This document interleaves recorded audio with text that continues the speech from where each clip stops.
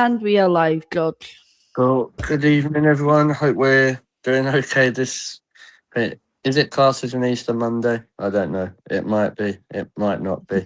But if you celebrate, happy Easter. If you don't, commiserations after the weekend. But we are obviously here. We're going to chat about yesterday's actions that didn't happen, but did happen, but didn't happen, but did happen. So obviously, I welcome you to my guests. Ravi, how you doing, mate? Yeah, not too bad, not too bad. Obviously, not the best weekend to be an Arsenal fan, but hey, good Easter break, and looking forward to getting back on some winning football at some point soon, hopefully. Yeah, hopefully. Yeah. Laura, how you doing, mate? I'm all good, thank you very much. I have seen better weekends in terms of football because my only team that won this weekend was Celtic men, and that's a change for this season. So it is, considering they've not been very good. Celtic women got beat today, Arsenal women get beat yesterday, and Arsenal men got beat on Saturday. Whey! Good games for me. Yeah, thanks for the reminder, Laura. So I'm here for. So it wasn't a great weekend. Both my teams lost. I got took off Hannah Hampton's Christmas card list, but that's for a different show. But yeah, and I am really blind. Who would have thought it? Amanda, how you doing, mate? Yeah, I'm good, thanks. I'm remaining chipper and the sun's shining, and we had a couple of extra days off work. So all in all, apart from the obvious, not bad. This is where I've got Amanda on. She's like Miss Positive. So when we're all like wanting the world to end, we've got Amanda on. She's like, no, keep smiling. Let's go. Chantel sitting on the edge of a motorway or somewhere. How are you? Yeah, I actually managed to find a Tesco's car park, so I'm just chilling. Every little helps, I suppose. Yeah, it might help us with us. Who knows? Yeah, if they've got a centre half for a bit of pace in Tesco's, let us know. Cool. Kev, how are you, mate? I'm not going to lie. Crap. All right, cool. Right. And that's all we've got time for. On the way to the game yesterday, I managed to forget about the little van that sits on top of a bridge. And I went flying through at about 60 mile an hour in a 50. So there he was up there taking photographs. So I will have a speed awareness course coming, as well as the defeat. And then today I took the little bike out, just to check it out, having charged a battery Saturday, and stopped at my local supermarket to get a couple of bits, and the battery was as dead as a dodo. So, yeah, it's a good weekend. Okay. You had a good one then, Jeff. Oh, mate. Have I forgot anyone? No, you've not. No, I haven't. Have we got any comments in the chat before we deal with the elephant in the room? Yeah. Doreen has said respect to Chantel for her efforts to make the podcast. As George stated, she's currently sitting on the side of a motorway trying to make this podcast. Hadcad has come in and said hello, guys. Doreen has also said hi, but obviously he was in before that. Chris Wells has says good evening, guys. Oh, where's he been? It's the first show he's made this year, isn't it? Oh, Chris Wells. He's been missing for ages. Jason has said hello, everyone. And believe it or not, somebody who's been missing for weeks has decided to show in a weekend that is bad for Arsenal, and that would be Gav. So guess what, George? I'm going to take great privilege in using that wee video we have borrowed off certain people, and this is for you guys. You just made the list! Gav is my first person on the list. Evening, Gav. At least you're going to win something worthwhile this season. Johnny has come in and said, Butler's FC, considering if you're a Chelsea fan, we put you at the Champions League. So I don't know who bottled what. So it is. But yeah, And just to remind people that you can say stuff in the chat, that's fine. But just remember, this is a women's football chat show, so the term bottlers doesn't really mean anything for the women's team. So you're kind of wasting your keyboard time. Cool. But it's nice to see you in, Gav. I've missed you last couple of weeks, mate. It's good to see you back. Didn't see you at the bridge, but yeah, never. But I would say I'd see you in Leon, but probably won't see you there either. So just enjoy it, mate. And Sonia, 10 more years. So let's get started, because we've said, it's not the podcasts are really, really good, in my humble opinion, when we're winning. But we are here. We're not like certain other people that just turn up when they're winning. We're not like a Robbie Williams cover album. We are here. So obviously, Ravi, I'm going to come to you first. I think you watched as much of the game as I did, so we'll. I chose the best 10 minutes, mate. I think. So Yeah, obviously, I only got the last 15 as well. So yeah, so obviously going into the game, obviously it was a disappointing result. Let's not get that twisted. Brighton, by the sounds of it, completely deserved everything they got with the win. We're not going to character assassinate players. I think it's not a secret. We all know, we've said it enough times, for players who we don't think are good enough. But obviously looking at that lineup, Ravi, does that kind of say to you, it's just another really harsh reminder that we have some squad players that are just not up for that level? Or do you think we should be winning that, or putting a better performance in than that? I think when we've got an entirely fit squad and we put our best 11 out, there's not many. Well, evidently, there's not any team in the world better than us, judging by the last season of competitions. So, but I think when you look past that first 11, you get quite a lot of I think there's a big drop off on who you get. I think we're starting to fix that now with players like Holmberg coming in, with who offers a lot of direct running on the right hand side. But I think we're just missing a little bit of something when we're not at our strongest 11. And I think what we need to probably do in the summer is kind of raise the floor a little bit. I see a lot of these rotation players coming in. You got Adina, Frida Marnham, starting the game, and they're just not at the same level as Leah Williamson missing in that. Who's that? And we can talk as much as we want about Marion and Kim Little in the as a double pivot, but we've said all season it hasn't felt like it's worked for us. But we've seen it here completely. It just doesn't. Something felt missing out of this game from even the bits that I saw where we were pushing to come back into the game. But I just think we're missing something in the squad. Cool, nice one. Nice to see a few other people in the chat. It's amazing when Arsenal lose. I love it. How many people turn up? Kermit, good to see you, mate. Not spoke to you for a while. Hope you're all good. Hope everyone else is good as well. Please remember to subscribe to the Arsenal Women Chat Show, Mr. Arsenal Podcast, and Highbury Fans Forever. I know some of you are already, but just make you subscribe to all three of them. Really, really helps. Laura, I'm going to come to you, obviously, with a similar sort of question. I think whatever specific players can be called out, but as a team unit, they should be putting a better performance in a game like that, shouldn't they?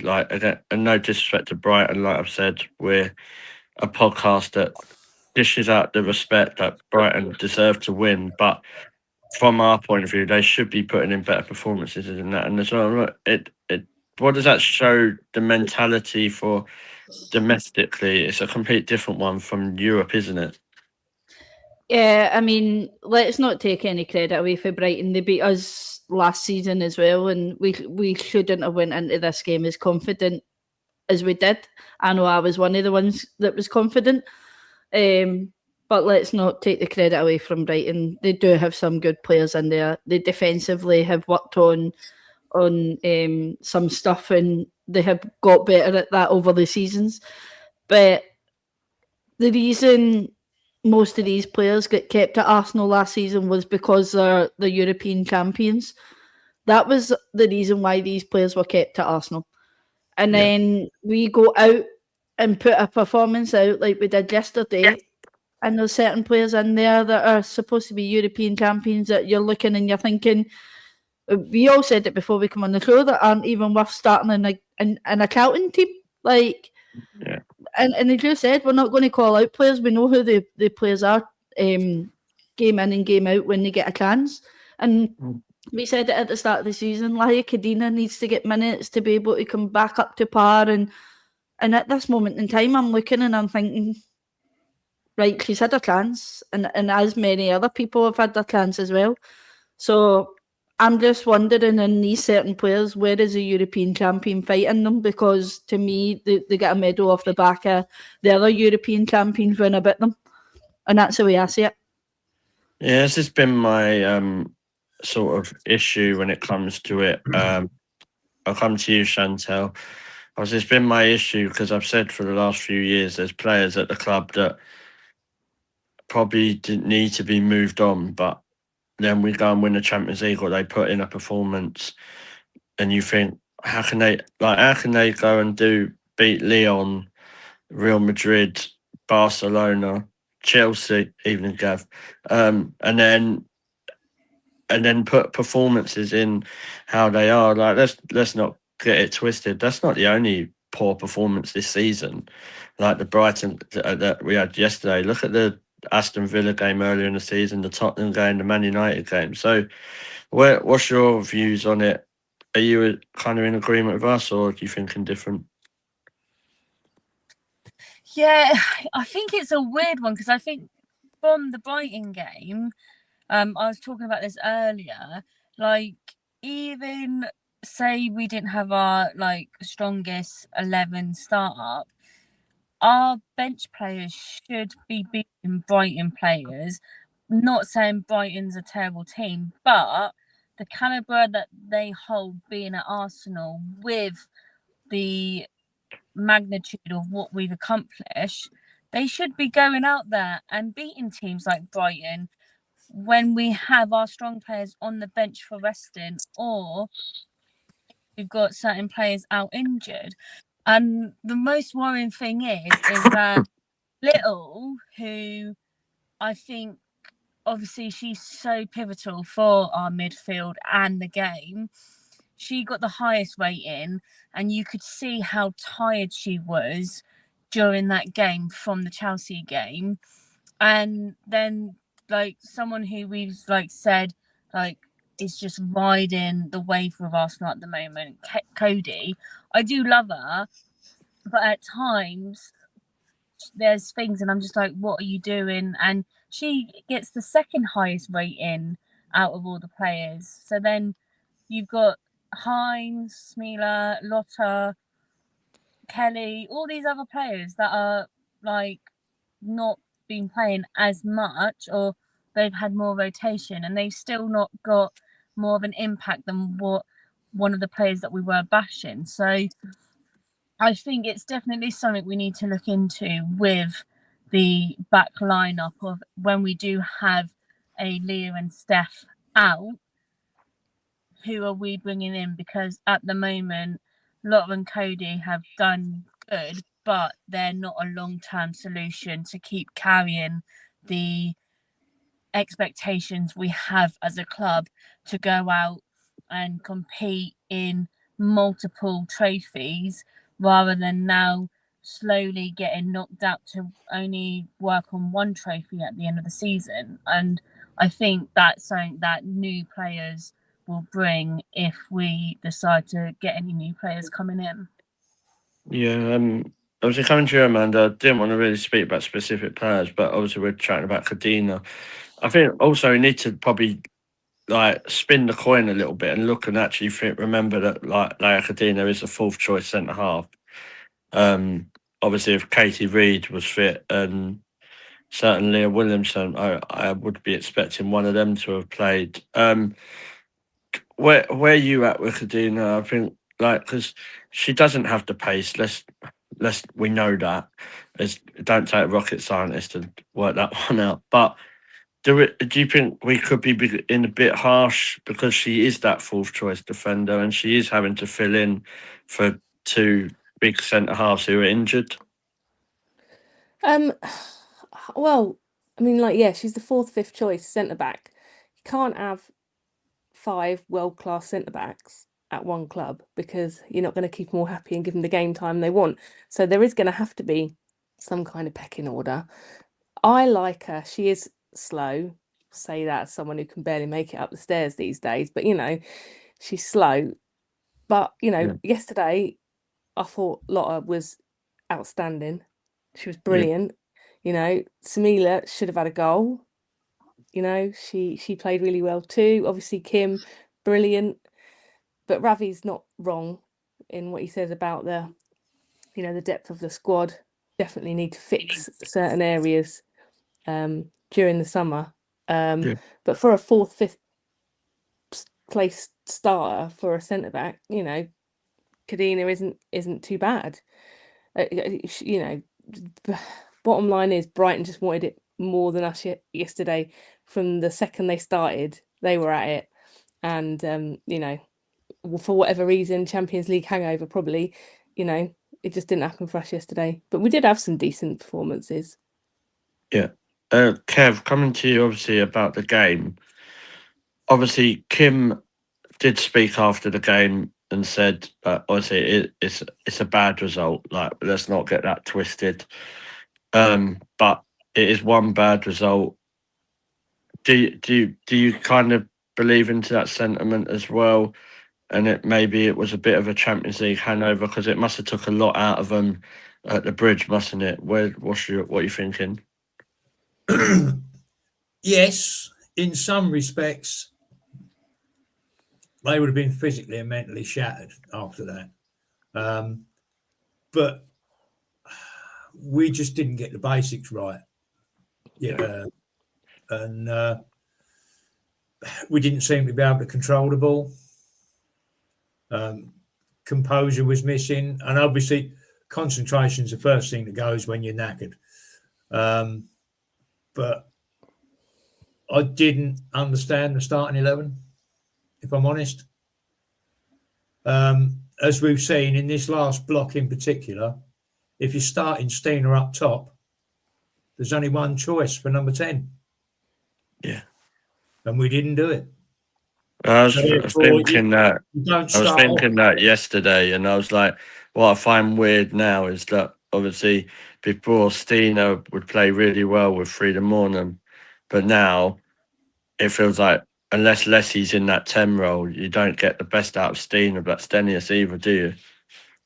Well, I did say yesterday, I don't know where it was, but Steiner was more cross-eyed than ever yesterday.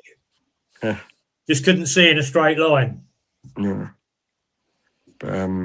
Yeah, it's an interesting one, isn't it? Like, obviously, Ravi, come back to you. We've been seeing Leslie Russo playing that 10. Yep. And her and Blackstenia seem to have struck quite a partnership, really. But watching, by the sound of it yesterday, obviously Russo dropping out is a bit of a worry that obviously that partnership, Steiner couldn't carry that on. But before, Frida and Steiner, that's what everyone was telling me, that Steiner couldn't play without Frida, wasn't it? So, yeah, I mean, in all honesty, I would have liked to see maybe Mariano pushed up into the number 10 instead, and maybe start someone like Palova who also needs minutes. I think, but going back to this this combination of Marnham and Blackstenius, I think the logic of Blackstenius's like runs pushing the defense a little bit further back, and then that giving space for Marnham, who likes to get forward as well, that does make sense. on paper, but it's just it didn't happen, and I just think it's so ineffective at times to just try and play one way, and I think a lot of the players, especially in looking at the starting 11, they were just like they play one way. Like Blackstenius is only going to play one way of trying to break offside traps and make that run, whether she's offside 12 times or not. Marnham will always try and support and try and get a shot off, and there's no sort of plan B when it's not working for them. And I think that's where someone like Russo in the 10 does work, because she can do both things of linking up play in the 10 and also kind of pushing a bit further up as a second 9 anyway. So yeah, I was surprised to not see it starting like as Russo and Blackstenius in the sort of like 9 and 10. But yeah, this didn't really make sense to me when I saw the team line up.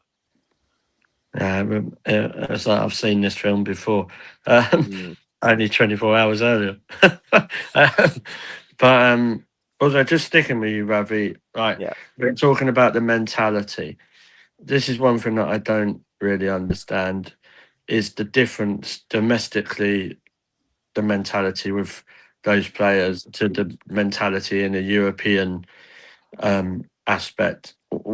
What can you put your finger on that to be? Obviously, we could sit here for hours and hours and say, "Oh, it should be this, should be that." Because let's get it right. Like maybe in the league it's a lot harder because it's not knockout games where Champions League is, but the FA Cup is.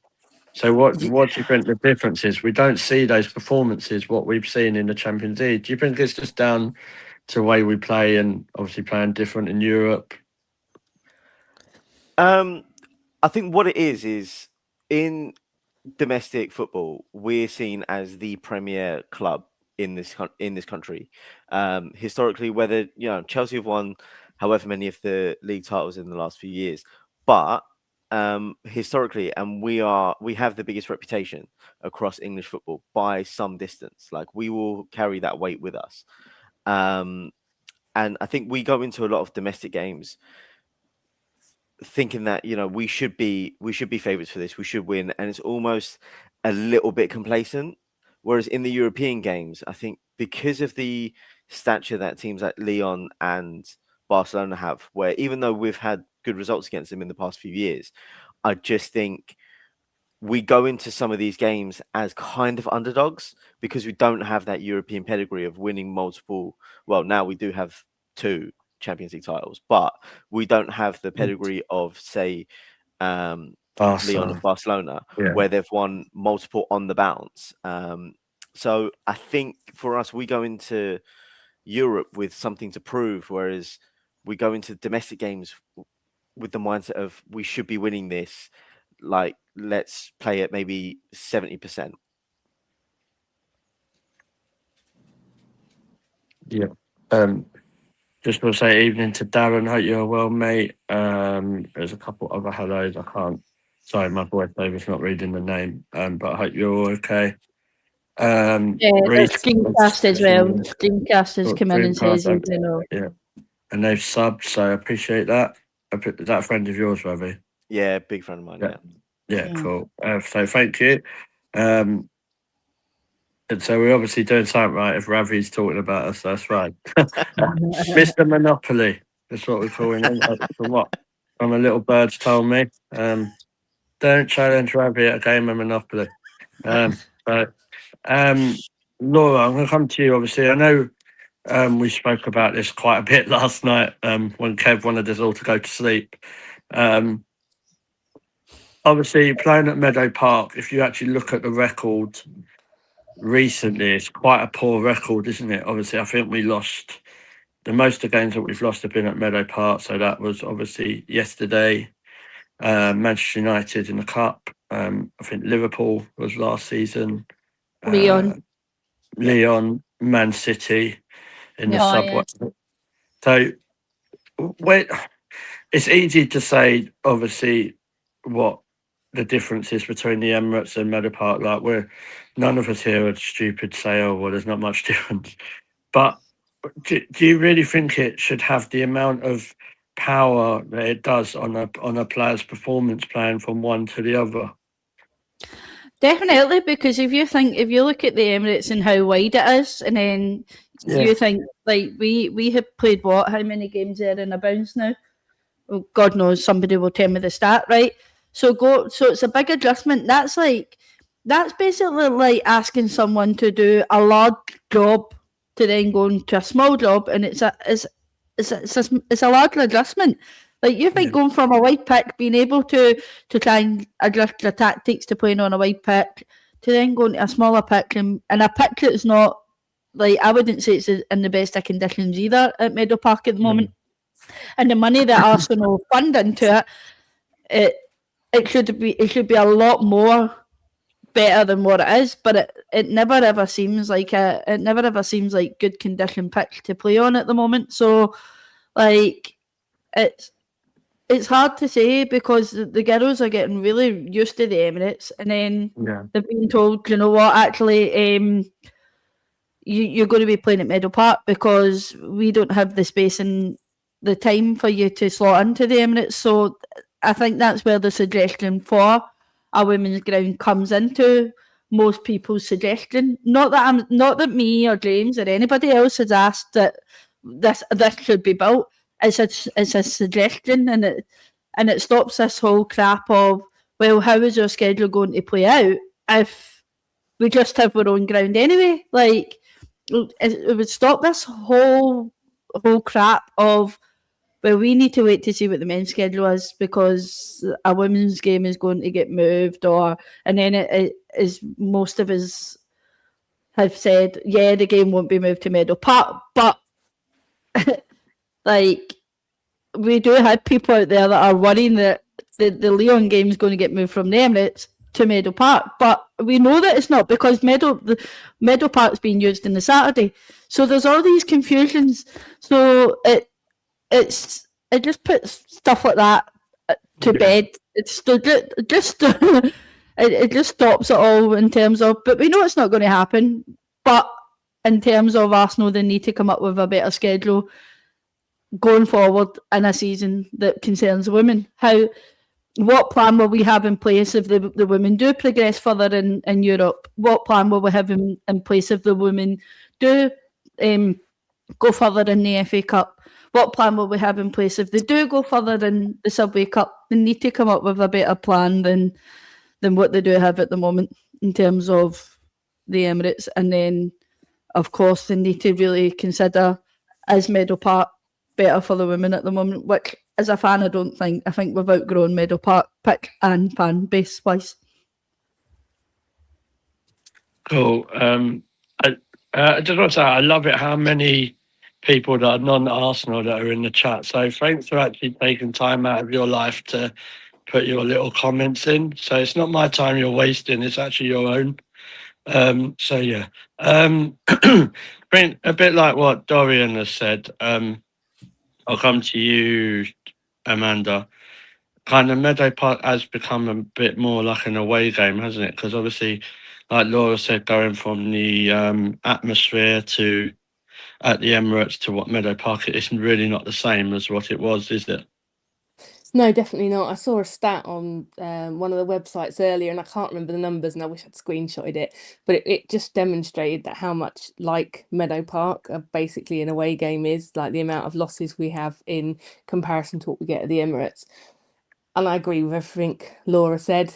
Like, from a fan point of view, I think Meadow Park's now awful. I mean, just like as a personal point of view, yesterday you spend more time queuing for toilet and food and drink than anything else there. It's just not set up to be at capacity. It feels a bit crap. The only good point is it's easy to get to and it's easy to park at, but personally much prefer the Emirates, obviously. I definitely think we've outgrown it. Like, gone are the days when we were getting 300-400 people and it was it was suitable. Laura's right about the pitch as well. It's shorter, it's less wide. It's just, you can't expect them. It's like I think it's like getting someone to pay on a snooker table at the Crucible and then going down the pub and playing on one that's got like bent sticks and dodgy balls. It's not the same.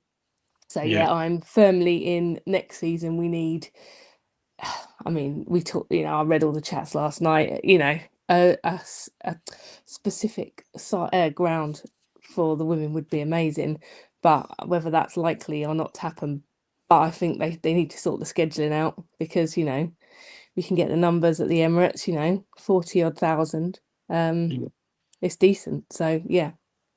Yeah, I think also like we know that obviously I think the debate is a healthy one, and I see the pros, I see the cons of it. If they had someone like actually that knew how to do their job at the start of the season when looking at these fixtures, like it's not like you're knowing 2 days before. So Chantel, just coming to you, obviously when it comes to Meadow Park and the stuff, can you see a way that Arsenal do phase near enough everything to the Emirates? Because obviously it's having a negative effect on the players, isn't it? And then, like for example, even the crowd number was quite down yesterday. But do you put that down to obviously being Easter, or do you think people are starting to get disillusioned with Meadow Park?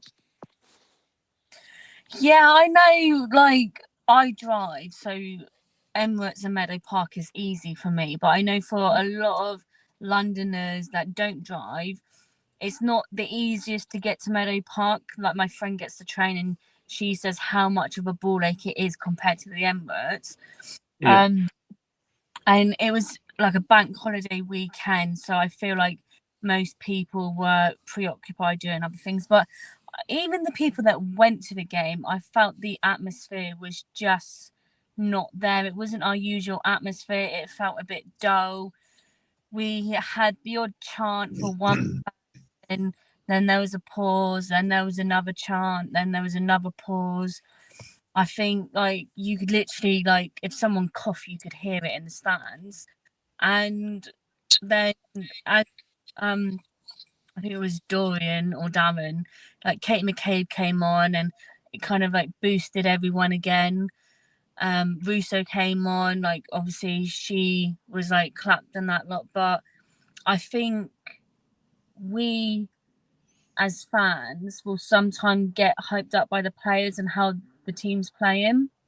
And as the team didn't play the greatest, I don't think we as fans were doing enough justice with boosting the players' morale. But yeah, I think Meadow Park's a hard one because like you're closer, so like you can cheer more and you hear more.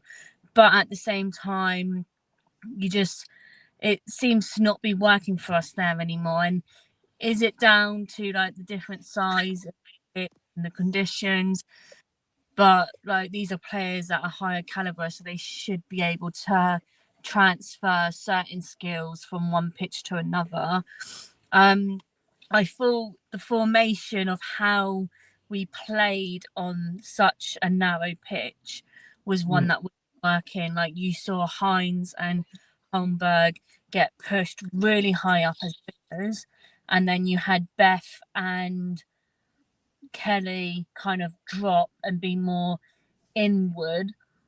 And I think it should have been the other way round, where Hines and Holmberg kind of went higher but inwards, and then we had our wingers to push really high up in the corners and cross the balls in.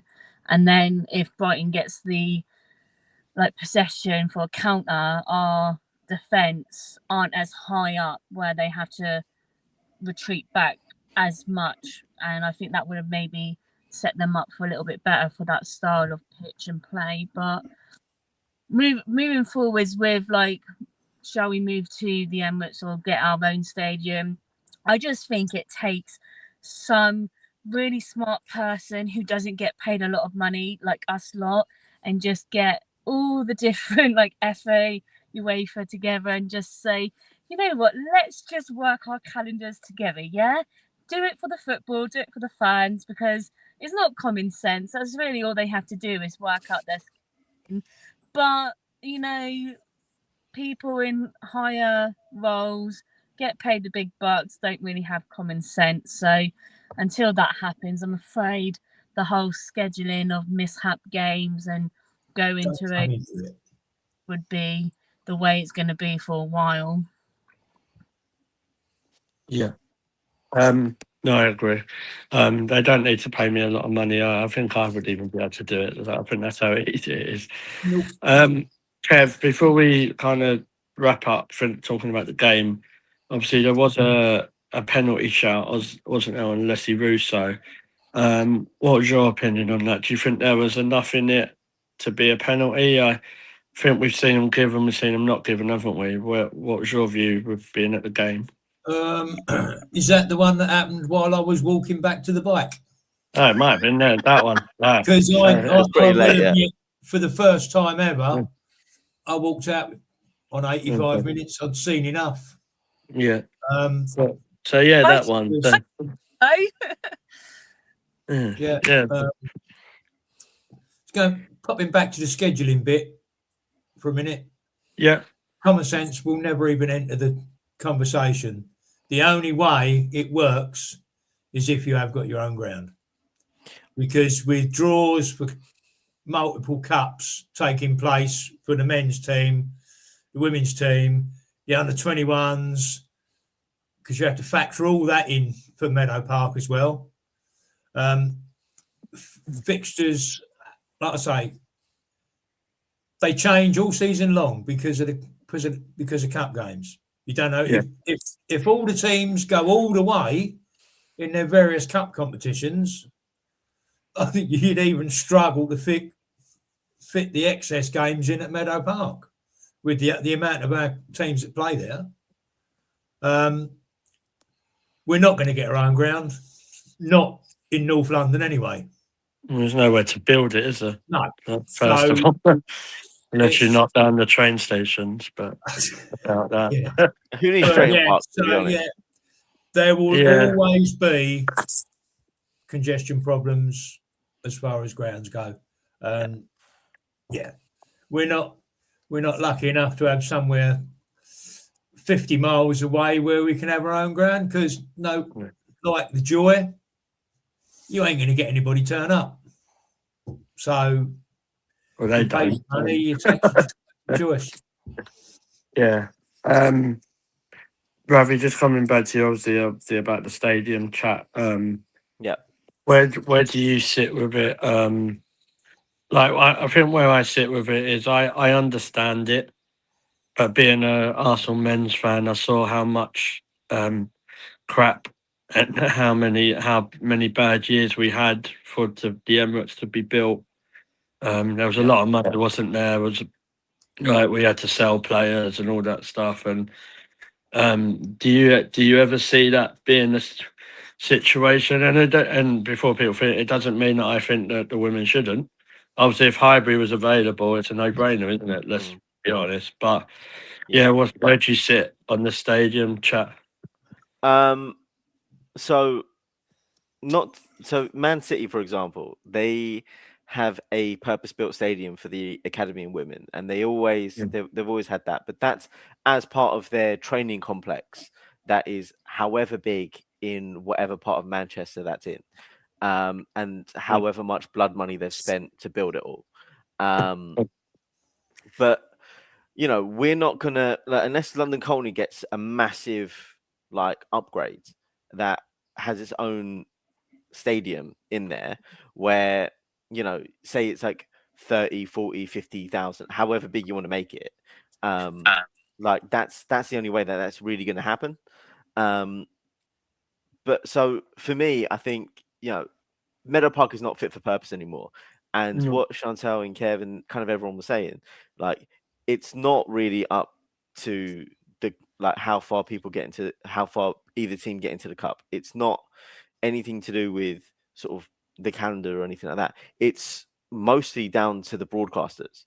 They will be the ones to decide when games are being played and if they want to move Arsenal men to the Sunday, if they want to move Arsenal men to the Monday or the Friday, or if they want to put the women on at midday on, you know, a Tuesday or whatever. Like that, it's one of those things where it's just like the media broadcasters will be the ones to dictate when football matches are getting played.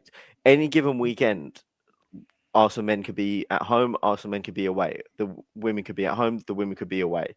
It's really up to the broadcasters to decide exactly when these games can get played. Yeah. So for me, I think the Emirates should be the home of Arsenal Football Club, not just the Arsenal men first team. And I think the Arsenal have done a real good job of putting parity between how they treat both the men and the women, and to a point, the under 21s when they get into the latter stages of their competitions. So for me, I like the fact that we do play all of our games at Meadow Park. Oh, not Meadow Park, the Emirates. So you're the minority Freudian there. slip there, Freudian. So yeah, I like the fact that like we use the Emirates. It's easy to get to for a lot of people. There's plenty of transport links. Most weekends they're all working, and Arsenal seem to treat the club as one entity, as opposed to so many other clubs where they've kind of segregated or even sold their women's teams to themselves or other like corporations or whatever. So I fully respect the way that we deal with everything as a club. I do agree with you with the broadcasters though, because like if you switch it, like you have a look at the men's games when they happen, like there's teams that have their own men's ground that don't like have to specifically like like for example, say like Arsenal have to play Newcastle, or Newcastle have to play Arsenal at the Emirates at 8 o'clock on a Wednesday night, or like the broadcasters don't care where you're playing your game. And I still think the same will probably happen even if Arsenal women did have their own stadium for hypothetical reasons. Like I still think they would say, "Oh, do you know what?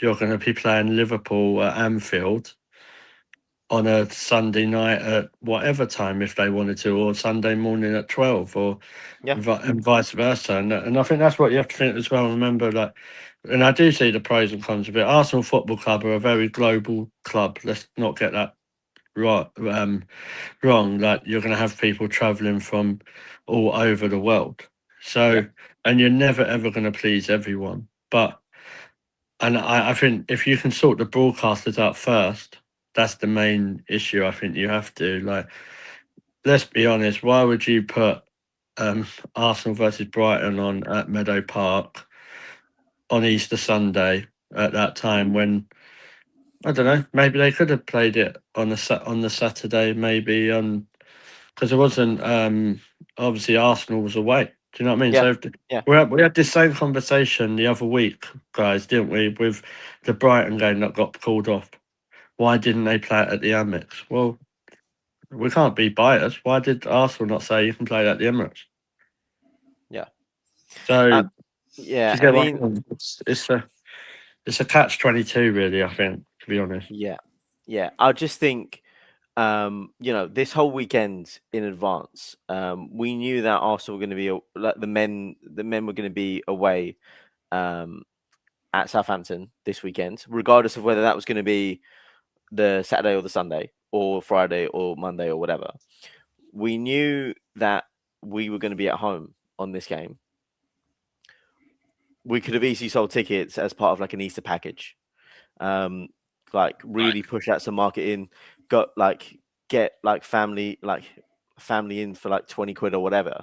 Like people would have done that easily. You could have done that on the Saturday, and got maybe 10,000 people in, and you know we would have been way more comfortable being at home at the Emirates, because if we are seriously treating the Emirates as the permanent home of the men and women, play the FA Cup game there, regardless of if you have 5,000 people there. It's still going to be more people than going to get a Meadow Park, but also the first team is way more comfortable playing there. It's just like Gav said. Obviously, Chelsea played Tottenham today. Why could Arsenal not play their game today like Chelsea did? because it's down to broadcasters, mate, who picks the games. They obviously, some reason, wanted Arsenal versus Brighton at 1 on Easter Sunday. Contracts. Well, yeah, and it's all about the money in it as well. Like sometimes, but we could have another show just about TV broadcasters, I think, if we wanted to. But cool. We'll wrap it up there. We have got a giveaway to do. Laura, are you okay to do that? She's current. There she is. I don't think. I'm currently I knew here. I knew she was around because I think she was typing. It's But like Beetlejuice. Say her name and she's appear. Yeah, I was gonna say. Sorry, Laura my Hendry. my dinner arrived early. I was expecting it to No, come you're after the show, but so I That's had to fine. jump off. 2 seconds, let me share this. I'll just tell them what it is while you're doing that. So obviously we've got a giveaway from the brilliant Ruth Beck. It's a signed Leah Williamson photo. If you remember her. I thought it was ironic to do this in as it's the international break. So hopefully we might see her afterwards. But yeah, is so that thank showing- you is that to showing up for everyone. people? So thank you to everyone who took part and subscribed and all that. I really appreciate it. And good luck. Is it showing up for people? Yeah. Yep. Yeah, no worries. The winner is Leah Williamson. Imagine that. Oh, And it's one who follows on obviously Twitter and stuff. And it's Adriana988A. So we will reach out to her on Nice one. Twitter and get Yeah, that sorted. congratulations, Adriana. So yeah, we'll be back hopefully with another giveaway soon. But obviously it really, really helps, and we're very lucky to have these sort of giveaways. So appreciate that. But definitely go and give Ruth Beck a follow. She's got some good stuff on there and some newer stuff. So but yeah. Just want to say thank you to everyone for today. Obviously we're going to wrap it up there because not really much else to talk about, to be honest. So I just want to say thank you to some of the people in the chat. Obviously, all the usual lot. Thank you. Hope to see you soon. Obviously, we're going to have a bit of a break from the Arsenal shows because of the international break. But for those who don't know, we are starting to do non-Arsenal stuff. So there's going to be hopefully like a show for during the international break, which I think Laura is going to be doing. So yeah, obviously keep posted with that. Remember, please hit all the subscribe buttons for all the channels. It really helps. So I just want to say thank you to my guests. Kev, thank you for coming on. I know it wasn't one of the best shows, but we're here, mate. Hey, yeah, whatever the weather, Exactly. we're on it. Exactly. So I appreciate you being here as well. Ravi, thank you as well, mate. It's good to have you back on the show. Hopefully, I was hoping it was going to be a better, more positive show than that, but you brought the positivity as well. So thank you, mate. yeah. No worries. Always good to be here. And yeah, hopefully you can come on a bit more regularly. Yeah. Oh, and also just something, and I haven't even told Ravi this, so it's going to be new to him. But obviously, next season for the men's FPL, me and Ravi are going to be doing a regular FPL show. So obviously, thanks to Jonesy, but he's going to take a step back, and Ravi's going to be doing it with me. So, yeah, there you go, Ravi. There's your news. Yeah. Well, yeah. Well, there's your Easter egg. well, it's the best Easter Yeah. gift I'll have. Yeah. I'll have this year. So yeah, looking forward to it. Hopefully not. Hopefully there's something in May. But well, I'll take the FPL love as well. Chantel, really appreciate it. I know you're in a car park in Tesco's somewhere in Southampton, probably. I'm actually heading up your way, so it's all good. Oh, that's fine. Don't talk to me about Southampton. But I have promised everyone that I'm never ever going to an Arsenal versus Southampton game at St Mary's ever again. Just not doing it. I've been 4 times. We've lost 4. That's not. Just not now. So yeah, but it really means a lot. You taking time out to come on the show. Nah, always happy to be on the show and be with you lovely people. And again, I do apologise for Southampton. I am Arsenal through and through, I promise, even if I do live in that shithole of a place. Yeah, that's fine. I'll let you off. Amanda, always positive and Thank you. smiling as always. So thank you. You brought the shining light of the podcast. You are, Oh, especially when thanks. we're all miserable bastards because our like weekend's been like destroyed by 22 people. So Thank you. My lucky socks got holes in them yesterday. I think that might be the reason that we lost. So oh, I've thrown them in the It bin was, and I'll get some new ones for when we get it back. was called Holy Sunday for a reason. yeah. Yeah, there you go. So that's the breaking news for the international break. Amanda has bought new socks, so at Lucky least she socks. knows New when to lucky bring socks. at least she knows when to bring the right ones, not like what we done the other year. Cool. Thank you. No worries. And then Laura, thank you as always. Thank you for everything you do. Even when we don't agree on everything, we're still really good friends, and yeah, you're still amazing. So It's a debate that had to be had in it. Some people yeah. like it, some people don't. Some people like Freedom Annum, some people don't. There you I go. don't know. So I think that's we gone down all a bit can't now. agree. I think that percentage has gone from 25 to about 5 now. So I have to say you was right all along. But yeah, so obviously we will be back. Just keep an eye on our shows, social. Sorry, I can't remember off the top of my head when we'll be back for the Arsenal stuff. But obviously, like we say, all keep smiling, enjoy the international break if you can. Just remember, be kind, and good night, everyone. See ya.